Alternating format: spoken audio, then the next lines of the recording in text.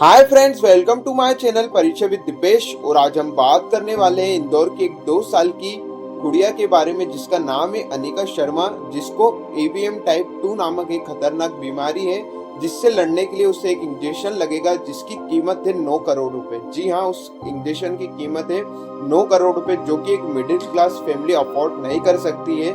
इसलिए गवर्नमेंट द्वारा एक स्कैनर जनरेट किया गया है जिसमें व्यक्ति अपने क्षमता अनुसार योगदान कर सकता है।